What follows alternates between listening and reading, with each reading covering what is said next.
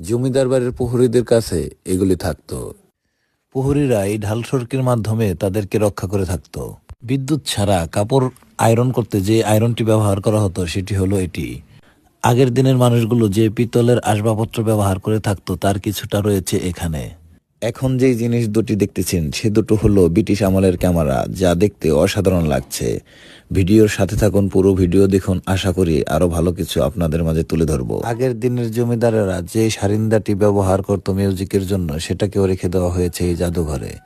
তার পাশাপাশি কিছু সুন্দর জিনিস রয়েছে, দেখুন।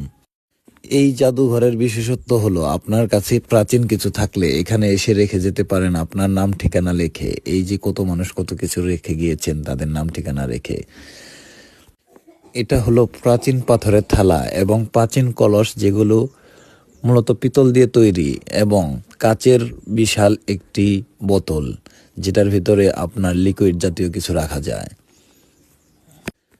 এটা হলো চেঞ্জার, এটাও প্রাচীনতম। এটা হলো প্রাচীনতম সাদা কালো টিভি, যা আমাদের বাসায়ও ছিল। এটা হলো একটি পালঙ্ক, কেউ একজন এখানে রেখে গিয়েছেন।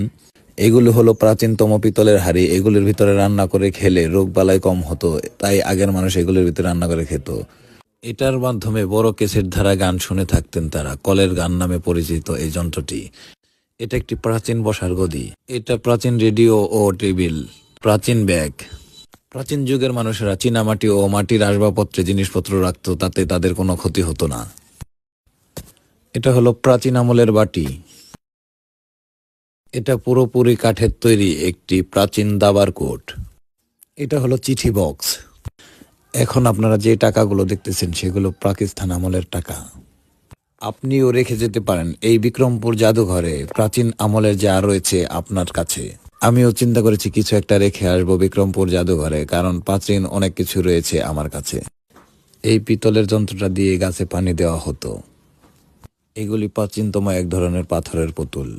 বেত ও বাঁশের তৈরি মানুষের প্রয়োজনীয় আসবাবপত্র। এটি হলো ঝাঁঝর ও ছাবনা, যেটা দিয়ে মুড়ি ভাজা হতো। এগুলি বাঁশের তৈরি নিত্য প্রয়োজনীয় জিনিস।